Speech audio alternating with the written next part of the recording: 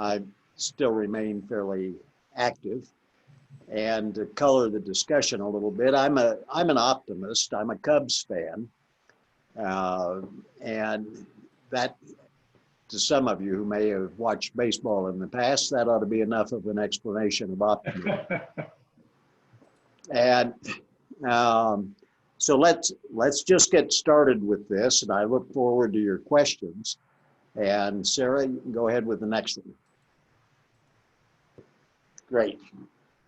Okay, to start with, we're facing multiple crises, as you all know, and I just thought I'd start out by listing some of these. It's not just COVID. We have an economic crisis, we have an inequality crisis, a social justice crisis, a climate crisis, and a political crisis. I almost listed constitutional crisis on here as well, but I didn't want to get into that kind of a discussion. And these, all of them are global. They are national, and they are state and local, and they all intermingle with each other. And sometimes it's hard to disentangle what we're really talking about. And Sarah, I'm ready for the next one. Okay, I'm going to focus mainly on New Mexico and mainly on the economy. But the national economy is incredibly important to what happens in New Mexico, as I'll explain carefully in a little bit. The most common question I get on these days is, when will we return to a pre-COVID economy where things are back to normal? And my answer is, we will not return to a pre-COVID economy. Some things are just not reversible. The economy will have changed. The world has changed. Everything has changed. So kind of take that off the table. We're not returning to a pre-COVID economy. We'll have changes in consumer behavior. We'll be buying a lot more stuff online. That's going to affect retail trade.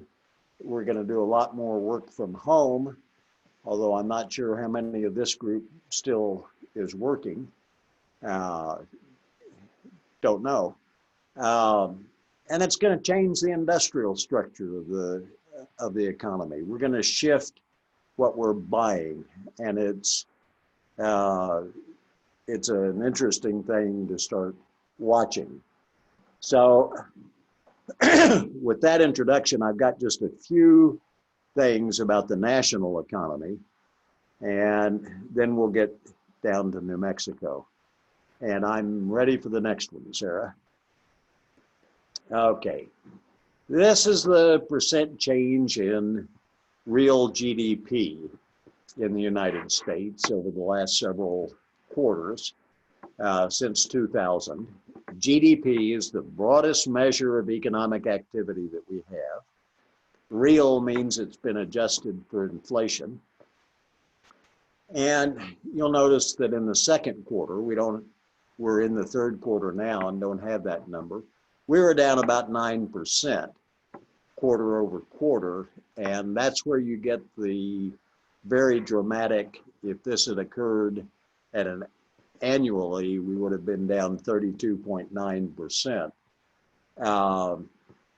But we're down 9% quarter over quarter, and that's a huge drop. We never dropped quite that much even during the great financial crisis. And Sarah, if I could have the next one.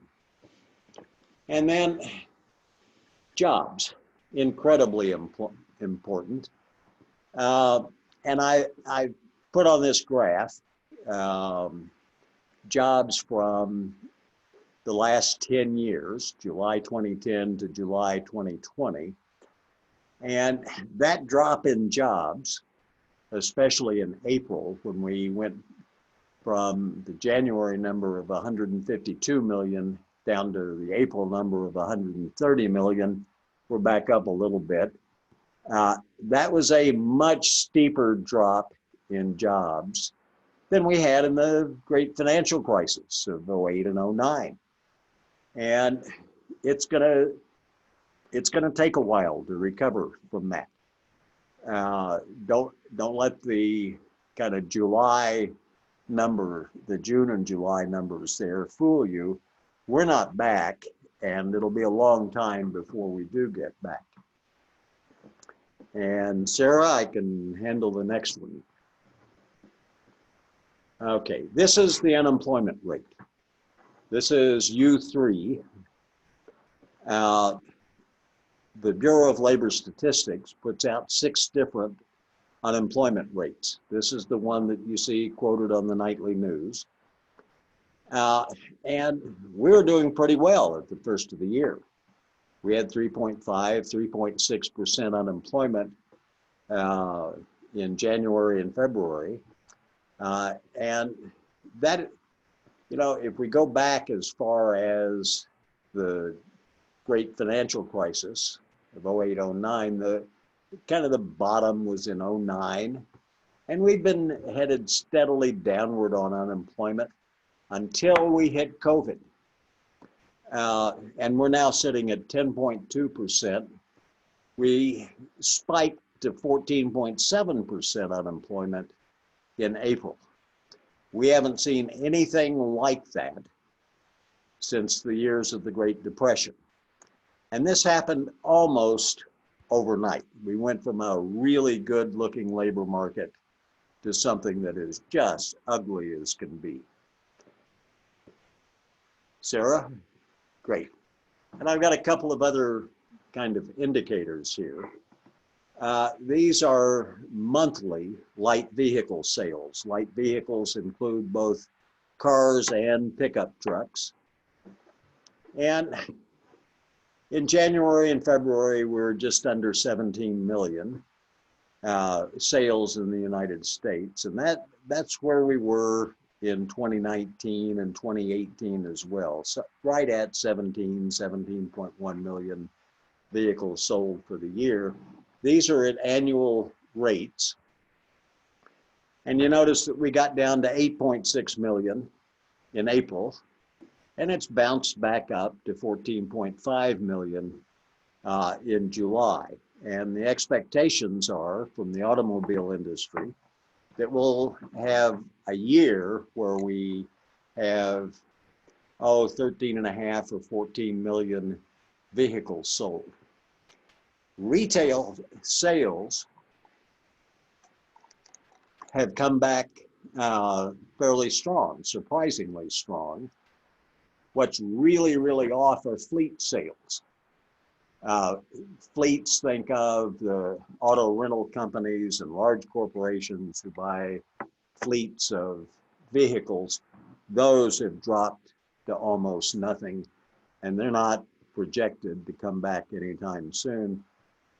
But because the automobile industry is such a big one in the United States, this is kind of a big deal here. It'll be 2 or 3 years before we're selling that many vehicles. And Sarah, I'm ready for the next one. Another kind of basic sector is housing. And on this graph, the blue line is total units started during the month that's indicated. And the kind of orangey looking line are single family houses that have been started during that month. And once you get one started, the chances are very high of completing it. We were doing pretty well. And housing has come back stronger than most people expected. It doesn't surprise me when we've got near zero interest rates that housing sales are strong. If you can get a 30-year mortgage with 3% interest or a 15-year mortgage for well under that, 1.5 or 2%, it's just not surprising that people want housing. And there's also in the large urban areas, think New York City, for example, there's been a flight from living downtown to the suburbs. So housing has come back relatively strong. And that's kind of a good thing for the economy, I guess. And Sarah, I'm ready for the next one. Okay, I am going to get to New Mexico. And this is one of my favorite charts. I've kept a chart like this for a long time and updated it. This goes to 2019. It's 50 years of data. And it shows you the percent change in per capita or per person income in the United States and in New Mexico. And I sometimes deliberately leave off the labels because it really doesn't matter which line you're looking at. When the nation seems to do well, so does New Mexico. And that's not a surprising thing. The stuff that New Mexico produces and sells to the rest of the world, and think oil and gas, copper, Intel chips, even green chilies, go down the list, the market for those is really a national or an international market. We don't determine the prices of those things within New Mexico. That's all dependent on how well the national economy is doing. And it's really important. For those of you who are statistically minded, the simple correlation between the 2% changes is 0.88. And that's really high. And if you want a session sometime on statistics, I'll be glad to do that, but not today. Okay, and Sarah, I'm ready for the next one. Now, New Mexico hasn't done too well over the last half century in terms of making gains relative to the nation. If you look back a half a century, New Mexico had just under 80% of the national per capita income. And if you look at last year, we don't have 2020 figures yet, of course. If you look at last year, we're at 77.6%. We haven't gained much relative to the nation in half a century. And one of the reasons why this is important, if you're looking at a regional economy, say a state economy, there are three indicators that almost all economists take a look at. One is population growth, I'll get to that later. One is employment, and the other one is income. We've actually been doing fairly well in terms of income in the last year or two. Personal income in New Mexico has been boosted by oil activity, at least through April. And then the CARES Act took over. We've been doing okay in terms of income growth in New Mexico. It's a little surprising given some of the other numbers that I will show you. And Sarah, I'm ready. Okay, I couldn't help this. This was yesterday's Albuquerque Journal, and the headline, New Mexico unemployment jumps to 12.7%. In June, we were down to 8.3%. And in June, a lot of people were talking about, well, New Mexico is not being hit as hard as the nation. But the nation's jobless rate in July was 10.2%, 10.3%. This is about 25% higher than the national average on unemployment. And so it warranted a headline in the newspaper, if anybody still reads newspapers anymore. Okay, Sarah. Okay, this is employment in New Mexico. And these are kind of odd numbers. These are jobs. It is not people. You should not think of these as people. Some people will hold more than one job. And this data is collected from a survey of employers. So they ask each business, how many people do you have working for you? And that's where these numbers come from. So there can be some duplicates in here. Now, I've only put up the last 5 years. After a really rough time during the Great Recession, it took New Mexico 10 years to get back to the level of jobs that it had had before the Great Recession started. The Great Recession started, the peak of the previous business cycle was in December 2007. We had about 849,000 jobs then. We lost well over 50,000 jobs, and it took us a decade to get back to where we had been before that mess started. We have lost a lot more jobs in the current crisis than we did in the Great Recession. And it's going to take a while to get back.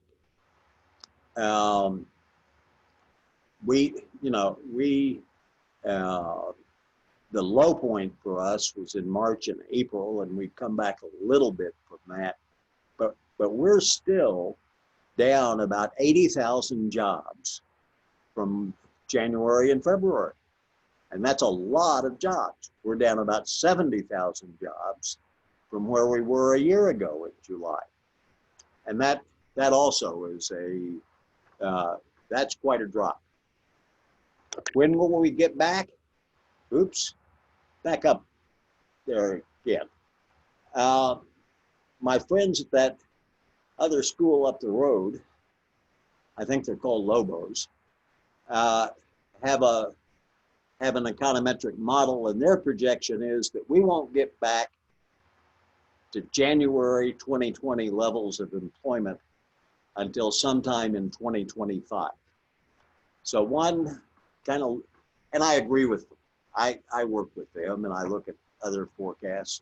IHS Markit, which is a big national firm that also does state forecasts, says it may be longer than that before we get back. It's going to be a while. So if you think this is going to be over soon, it's probably not. Okay, so now I'm ready for the next one. Okay, and this is the New Mexico unemployment rate. And we've done pretty well. In January, we had an unemployment rate of 4.8%. And that just collapsed in March and April. And we were down, we were in real trouble. In July, we're up to 12.7%. We've been at 8.3 in June. This is not really a good indicator for the future of the labor market in New Mexico. So there are some issues here. There are issues about how you count people who are furloughed. And technically they are not unemployed, they are employed and waiting to be recalled to a job. And that's kind of skewed these numbers. If there's a bias here, it is a downward bias. We probably have more unemployment than is reflected in these numbers, nationally and in New Mexico. This is a very, very deep crisis in the economy. Okay, and now the next one.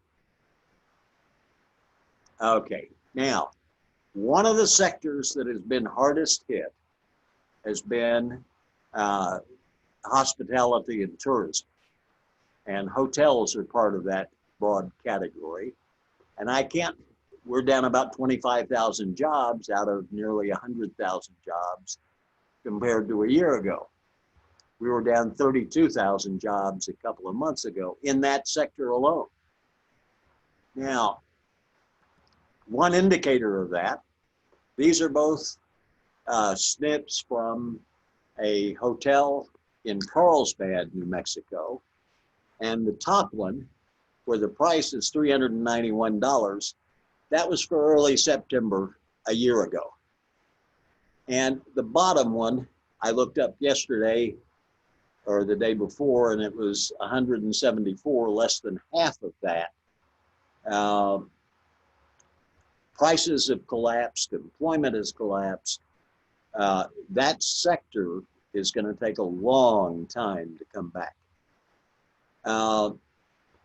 It's an incredible thing that any hotel in Carlsbad could charge $391 for one night. But when I got to my meeting over there a little over a year ago, I was sitting around chatting with some people who were Carlsbad residents across the table from me. And I mentioned that rate, and they said, oh, no. You missed the high rate. Last week, there were 2 days when that room would have cost you $600 a night. That's how tight things were. You can stay in Paris or London for $600 a night in a luxury hotel. You know, this is crazy. But that was mainly oil and gas stuff. But for Carlsbad, this kind of activity, it's oil and gas and it's tourism. And both of those are going to be a long time coming back. And if I can have the next slide. Great. I'll talk about oil and gas a little bit. Before I do that, I want to mention retail trade. And I didn't put up a chart here of retail trade employment. But I want you to note that retail trade employment is also about 100,000 out of our 850,000 employed people. And retail trade has been in trouble for a long time. In January 2020, we had 1,000 fewer retail trade employees than we did in January 2000. 20 years and we'd lost 1,000 employees. That industry has been in trouble a long time. This crisis, the COVID crisis, has aggravated that, and it may never come back. Okay, now I'll turn to what's here on the chart. How am I doing on time? We're doing all right. I'll finish up in just a couple of minutes.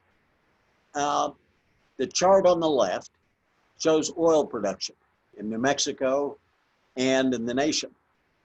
And it's been remarkable. If you go back up to 1970 in New Mexico, we were producing a little over 120 million barrels a year. By 2008, we reached a low point of 62 million barrels a year. And most people were talking about the continued downward trend.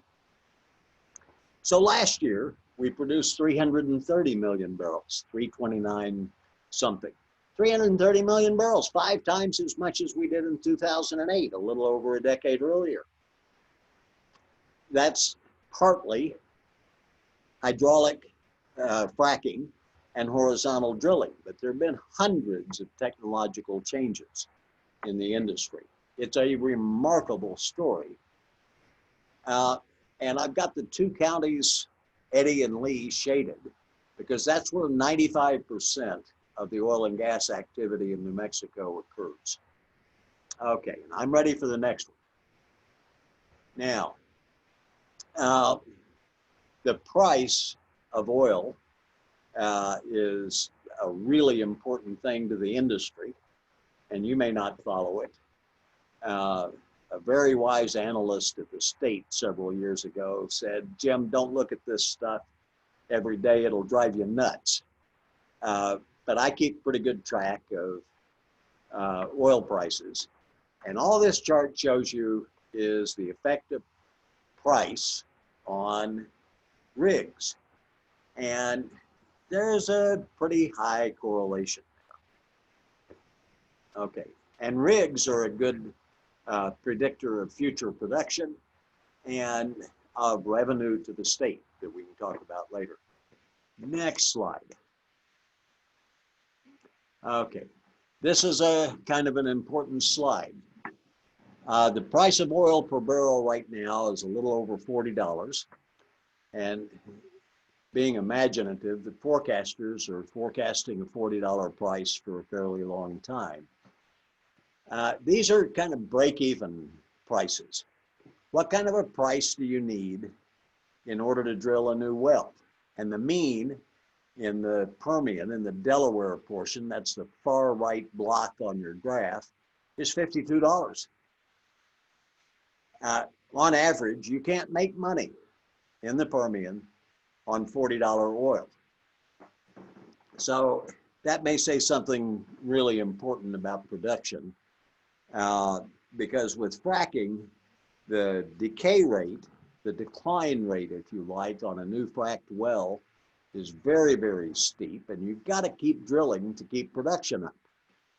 We were on pace in early January and February to produce 375, or maybe even on the outside 400 million barrels this year. It's not going to be that high. Some people are saying 250 million. I think it'll be a little higher than that, 275 or 280 million barrels. That's still a lot of oil, but that's going to hurt state revenue. That's going to be down 50 million barrels from where we were last year at least. So next slide.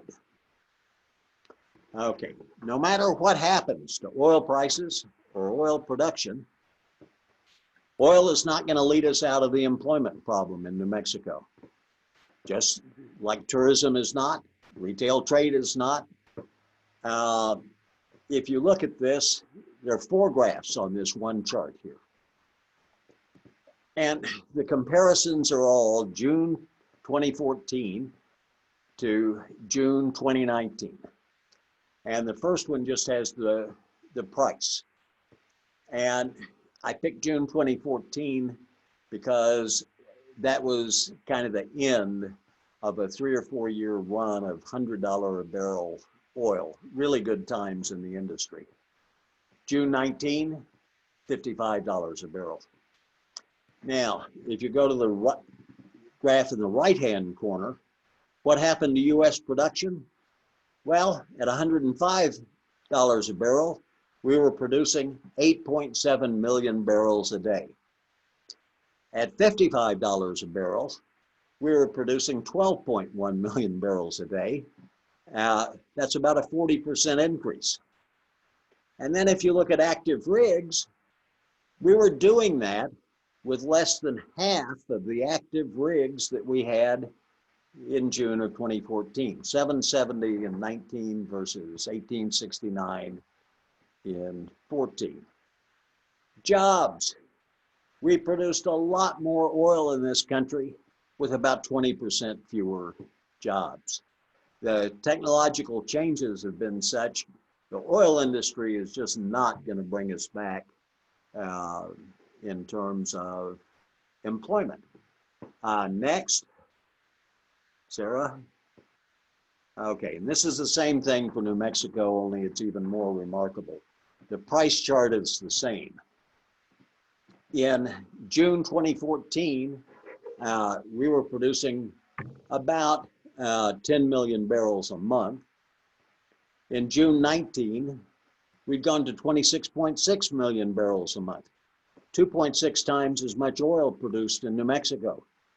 Active rigs, we had increased active rigs by 10, about 11%.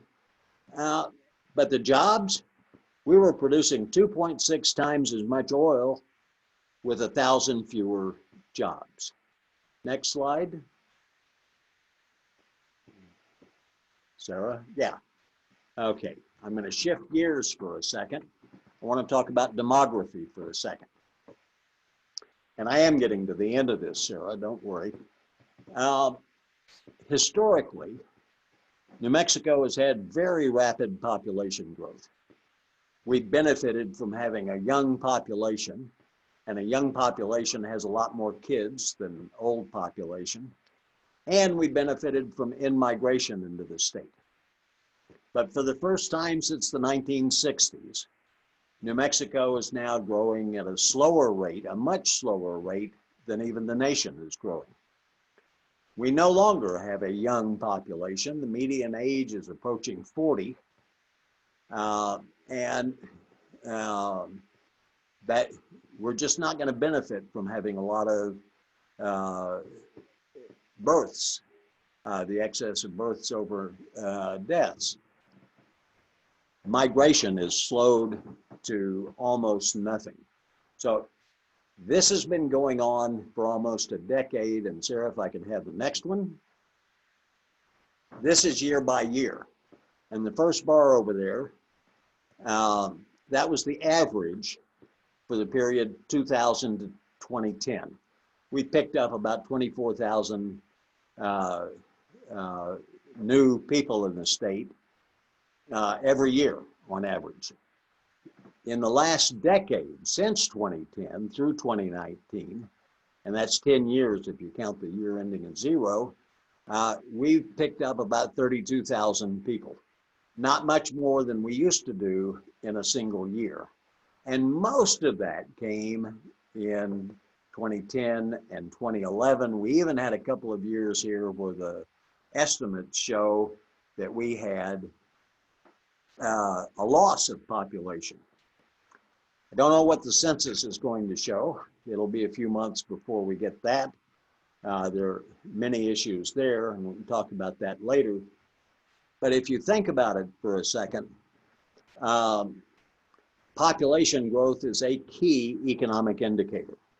Adam Smith, when he wrote his famous book in 1776, said, the most decisive mark of the prosperity of any nation is an increase in the number of its inhabitants. And I would bet you that none of you have ever heard a mayor or a governor give a speech in which they said, aha, our population declined last year.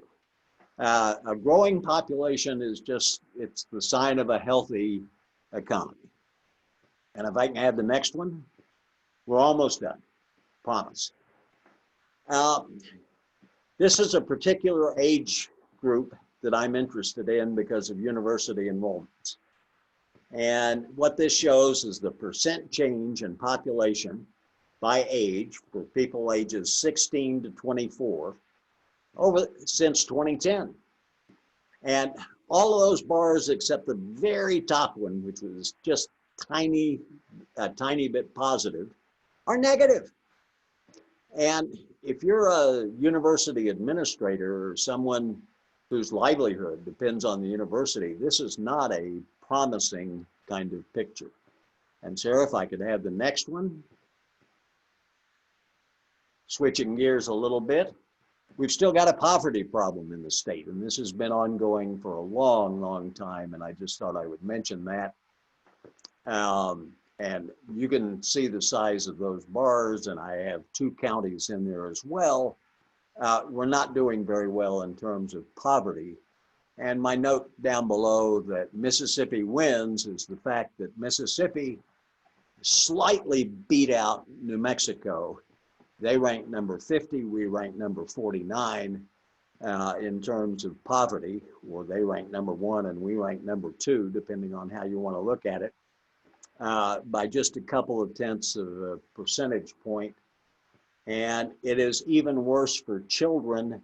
And if I can have the next slide, there we go. Those are even higher numbers. And Sarah, let's skip to the next one. Okay, so as I leave you, let me leave you with some thoughts. If you want to know what's going on in New Mexico, look first to the national economy. And one of the key issues there is, are we going to have more federal aid? The CARES Act was passed $2.5 trillion, and the Federal Reserve System has pumped another couple of trillion into the economy. But are we going to have more federal aid? A lot of that's running out and has already run out. It's going to be a long road to recovery. I've already mentioned several sectors: hospitality and tourism, retail trade, oil and gas. When are those coming back?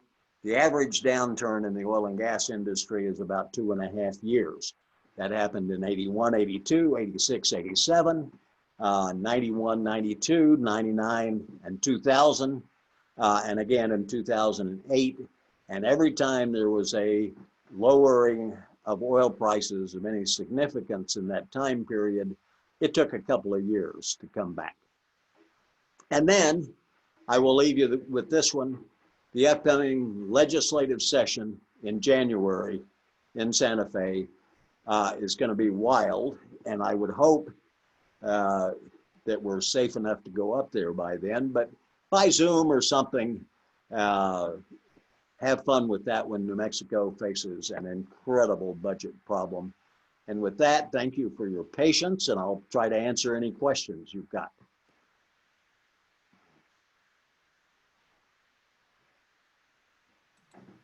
Okay. Anyone have any questions?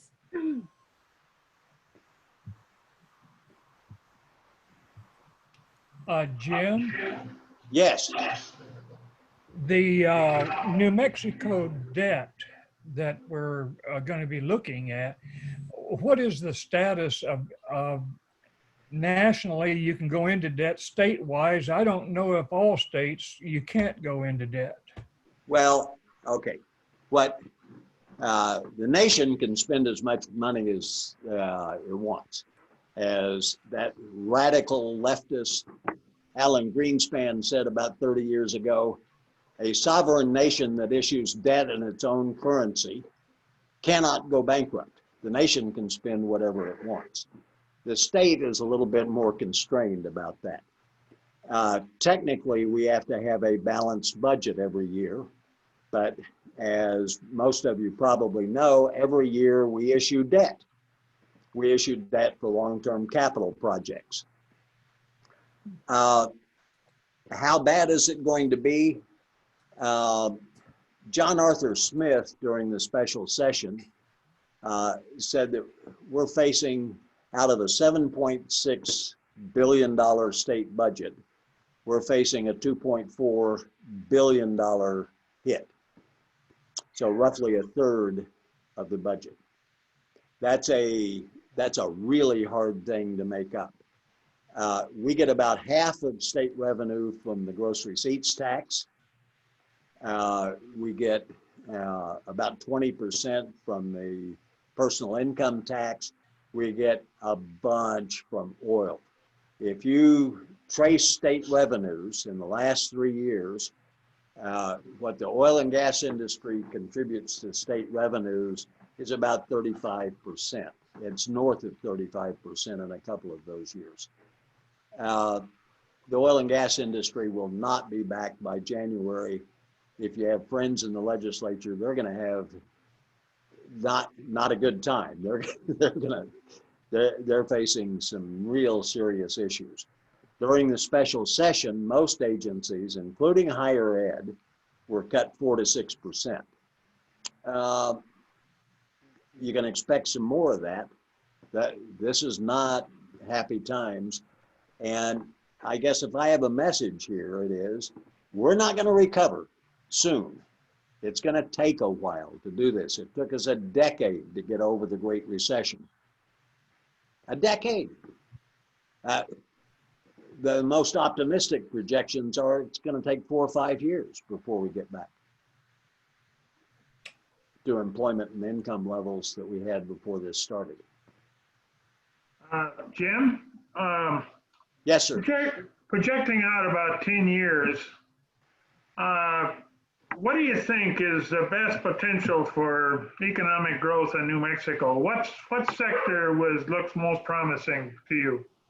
You know, that's a really good question. And if you look at where we've been and where we're going, I don't really see a growth sector. Oh. I don't. Oil and gas has helped us out. Construction has held up pretty well, but construction's not going to lead us out of this. What got us, what saved us during the Great Recession was the growth in the number of healthcare workers in the state. Yeah, I was just going to say, will health, all of us are getting older. But it's not going to grow like it did. Yeah. You'll remember that in 2010, or was it 2011, New Mexico opted into the Medicaid expansion. Yep. And that really boosted jobs in the healthcare sector. That's not going to happen again. We're not going to see that kind of increase again, even though you might be getting older. I deny I'm getting older. Yeah. And before I leave you, Paul, thank you again for inviting me. This is fun. Well, no, hey, listen, nobody understands the New Mexico economy better than you do. Jim, I attended a webinar in which they said that the best way to help the economy was for the federal government to give aid to state and local governments rather than to individuals. Of course, there's always this push for I want my check. What is your take on that issue? In the short run, we need both. State and local governments are in bad shape. We have not had a significant decline in state and local government employment, a few thousand, but that always happens in the summer. And the individuals certainly need it. We're going to have a big drop in personal income unless they pass some sort of extension to the $600 a week enhanced unemployment benefits. What was just announced may last 3 weeks, and it's half of that, but we're going to have a big hit there. New Mexico is not well positioned in a lot of ways for what's coming. Work from home is a big deal. Being schooled at home via Zoom or some other platform is a big deal. New Mexico is one of the least wired states in the country. We do not have broadband everywhere. If I were going to do something, we've got to invest in broadband, no matter what the state budget looks like. And it does not pay the private sector to run fiber optic or to do satellite stuff in Catron County. It just doesn't pay. The population density is not there. So it's got to be a public investment. And public investments don't come from individuals getting a check. Public investments come from the kind of the state and local government. Yeah. And there are so many people in New Mexico who did not get a check, and they're not going to get this next one either, if there is a next one. Right, and that's needed. The aid to individuals came almost entirely from the federal government. And I think it was much needed. We can quibble about whether $600 a week was the right amount or the wrong amount, doesn't matter. That income was needed to keep people from being evicted from their houses, to let them have enough money to eat. But in the short run, those things are absolutely essential, and you can tell a lot about what's going on in the New Mexico economy as to whether they pass a new stimulus, so-called stimulus. I'd call it a relief act. We're going to need that kind of money. We really are. It is not only the right thing to do economically, it is the humanitarian thing to do. It is the ethical and moral thing to do. We just need to do that. But for the slightly longer term, New Mexico needs to invest, not only in broadband, but in all kinds of infrastructure. If we're going to compete in a 21st century economy. David, you had the question. Your speaker's not on. You mentioned. There you are. You mentioned the very high level of children in poverty, and it appears, just judging from this, that number is going to actually go upward based on what you've indicated. In a situation like ours, what happens to that population? Do they, on net, leave the state as they age? Not necessarily. Not necessarily. The poverty rate in the United States and New Mexico has been trending downward for 3 or 4 years. The 2019 numbers, which will be released next month, will probably see a decrease from what I showed you. But 2020, there's going to be a boost. There really is. But we won't get that data until a year from now. you say leaving the state. We've had net out migration for a decade. And that partly reflects the fact that it took us so long to recover from the Great Recession. The job market was terrible. Migration flows are really, really complex kinds of things. People move for all kinds of reasons. Economics is one of those, but not the only thing. That in New Mexico, there's a really strong correlation between migration flows and the state of the economy. And we were just, when this hit, we were just getting back to where we were in December of 2007 when the Great Recession hit. In fact, Albuquerque, Bernalillo County, regained its level of employment in December of 2019. Its previous peak was in December 07. And then this came along. They were able to enjoy that for a couple of months, and now they've been hit and hit hard. Migration, I can go on all day about this, but migration is a young person's game. If you look at migration by age all over the world, this is something that young people do. Old people may move once. You may move to New Mexico, the land of enchantment, at retirement. You might. Some people have, or some other place. But it's a young person's game. It's late teens, early 20s. That's the majority of it. And, if you look at, say, college graduates, every year in the legislature, there's somebody who wants to cut off funding for the universities because they think we're educating people who are leaving the state. But on net, for several years, we have actually had a brain gain, if you count those as people with a bachelor's degree or higher. We've imported more than we've exported. And my response to those people, ill-informed people in Santa Fe always is, I would be embarrassed if NMSU graduates could only get a job in New Mexico. Yeah. I want to go back to the broadband, Jim. It just seems to me that's a lot like rural electric. I know I grew up on a farm in Minnesota, and when I was a little kid, that's when we first got electricity, and REA came along, and that was a real boom. It is. Rural America, that REA was. And I just think universal broadband could have the same effect. What do you think? I think so too, but I'm not sure about the technology in the future. I'm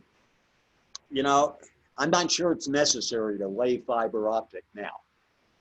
And the reason for that is that I think we can do this by satellite. There are already some private firms, but that in the short run, there's just no alternative right now to running fiber optic cable.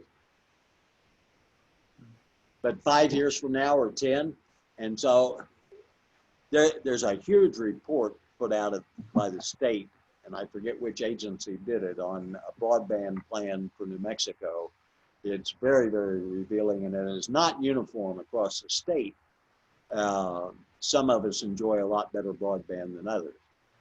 And where do you make the investments? Does the state want to make this investment if it might be obsolete 5 years from now? Those are good questions. I don't have the answer for it. What I do know is that we're not well positioned in the digital age right now. Jim, what does the housing market look like? It's been picking up. If you look at prices and housing starts, just like in the nation, there's nothing like very low interest rates to give a boost to housing. Existing home sales are up. New construction is up. In fact, the construction industry, employment in the construction industry in New Mexico is just slightly better than it was a year ago. It's not you as think- high as it was in December '07, but it's slightly better than it was a year ago. So we're doing pretty well on housing. How would you project it, say, 5 years down the road? In housing, Yes. you know, almost entirely I would project that based on how well the economy is doing.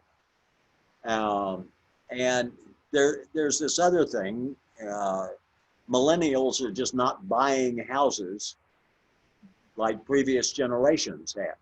They don't want to be tied down. They don't. So there's going to be a lot of shift, I think, to multifamily housing and condos and the like. But I think we'll hold up pretty well because we haven't been building a lot of houses in the last decade. Yeah. Thanks. Any other questions? Yeah, David. Jim, if I heard you correctly, and thank you very much for your presentation. If I heard you correctly at the beginning of that presentation, you said that you were an optimist. I am. Were you just being ironic, or what is it to be optimistic about? I am an optimist. Yeah, in New Mexico, I don't want to be too political here, but I think that the governor has done a remarkable job of handling the health crisis. She has. And that's going to help us out a lot. Nationally, I'm hoping for November 3rd. And that should make a lot of difference. I am an optimist, and in the long run, you know, as Keynes said, we're all dead, but the economy is going to be different. We're not going back to where we were. That's just not going to happen. But it doesn't mean that we're doomed. We can choose to have the kind of economy that we want. I'd like to comment. Hi, Jim. Thank you for the presentation. Oh, sure. As always. Hey, Nick. Howdy, howdy. We've got an Albuquerque intruder here. I don't know if we've been Zoom bombed or not. Or I could be in Timbuktu. You wouldn't know the difference. Maybe I am. I'm even more of an optimist than you are, or at least sort of conditionally. If the New Mexico economy is so closely tied, or at least our recovery level is so closely tied to the national, then it really depends on how quickly we recover, depends on how quickly the nation recovers. And again, depending on having some good luck at the November election, I think we may see a faster recovery Well, than people imagine, mainly because I think there's so much pressure for federal spending, and the larger deficits that may result will speed that recovery. Well, so, you know, to just look at the last 10 years and say, well, look at how long it took us. You and I know that, and many of us here know that took us so long because Congress got cold feet on the spending. no, in New Mexico, it took us so long. The nation recovered long before New Mexico did. But the nation was slow too. Well, yeah, but in 4 years, they were back to employment levels. And I hope you're right, Nick, but I don't think you are. And I really don't know of anybody, you know, the national forecasting firms, the Congressional Budget Office, anybody you want to look at No, that's okay. says this is going to be a long time. How long is it going to be before the airline industry comes completely back? In Europe, the European airlines are projecting they won't be back to normal until 2024. And they've opened up quicker than we have. The airline industry is going to be very, very different. Will business travel ever come back? You know, people have learned that they don't have to be physically Right. in a place. Why don't we Well- put everybody to work planting trees and We could, creating our we could, and I admire your sentiments. so fatalist. And if you all want to read a book about this, about what Nick is talking about, Stephanie Kelton is a marvelous economist who has written a book called The Deficit Myth. And in that book, she will explain to you that the federal government can spend whatever it wants to spend. Spending it wisely is a different kind of issue. And I wish I could share my friend Nick's super optimism. But this is not going away in a few months. It is not going away on November the 4th. This is going to last a while. It is going to take a while to come back. It is going to take a while to restructure the economy. You're going to big name firms that you've been familiar with your entire life who are no longer here. That's already apparent in the retail trade sector. It's going to be apparent in a lot of other sectors as well. It's going to be a very different place. Tom, you had a question? Yeah, I have a question for Jim. Do we have too much higher ed in New Mexico, Jim, for the younger population that we have? Yes, absolutely. What we have is not too much spending. We've got too many institutions. Yeah. And I've been singing that song for a long, long time. We have 7 4-year institutions, the 3 research institutions and 4 more 4-year colleges. We have a population of 2 million people. Look next door at Arizona. They've got 3 such institutions. Oh, We've got too many community colleges. Okay, and the problem there is not that we don't spend enough on higher ed, it is that we spread it out too far. Yeah. And, you know, everybody who has seriously looked at that has said that. But who wants to be a state senator waltzing into Silver City announcing that we've got to close down Western New Mexico University? Or going into Las Vegas and saying we've got to shut down Highlands?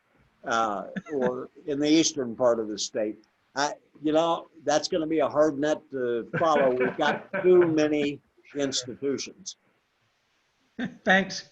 Okay. Well, I mean, Um, if you look at them as an industry and advertise them for other people to come in, you know, it's like, what the heck?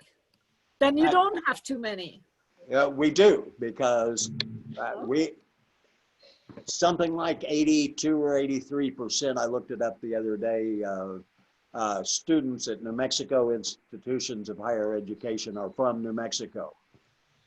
And advertising to California or Texas, we've all tried that for many, many years, and it has not worked very well. I think you've got a bargain in higher education given tuition rates in New Mexico, but we've got too many. We also have a lot of online too. It's going to be more popular. Online is going to. Yeah, it's not clear what higher ed is going to look like at all when we come out on the other side of this. Yeah. NMSU just opened classes. I listened to President Flores last week or 10 days ago when he had one of his town halls. He said we're going to have 9% of our classes that are fully online. I mean, fully face-to-face.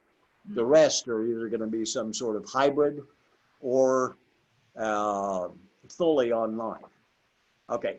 I mean, I know right now, you know, especially the international students have a hard time coming back into the country.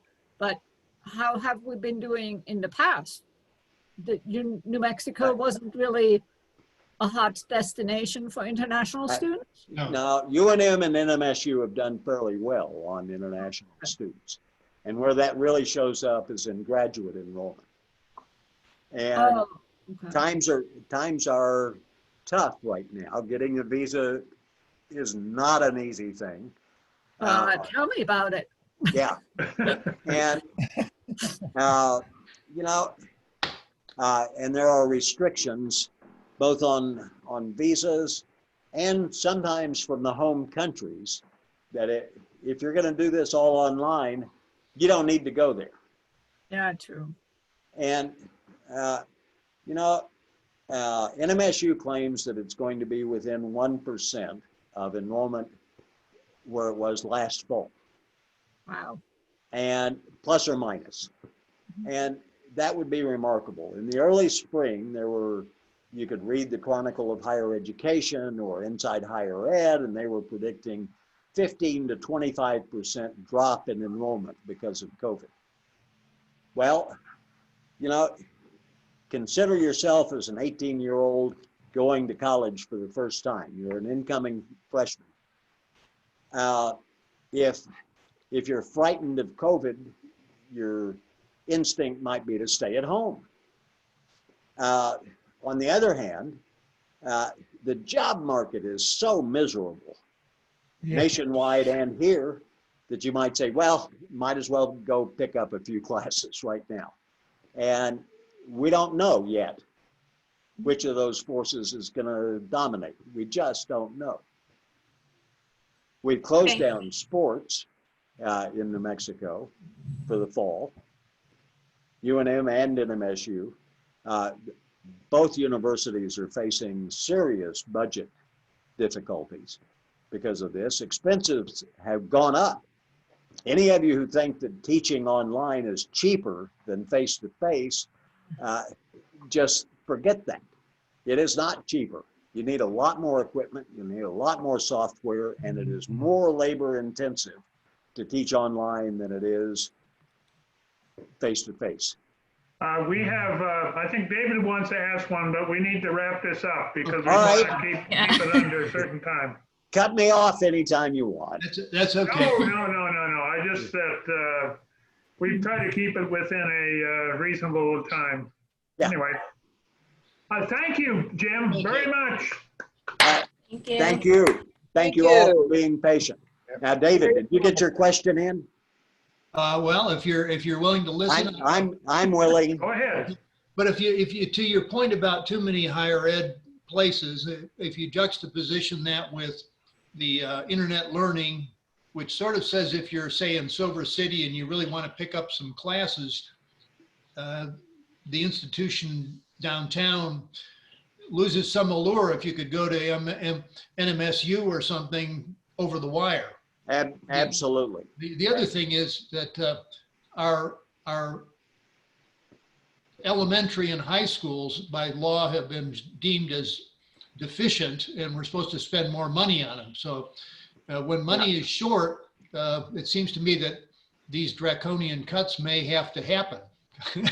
Well, on elementary education, I don't think it will. The Yazzie court case, I don't think the judge is going to let us off the hook, and K through 12 and pre-K were not cut significantly in the special session.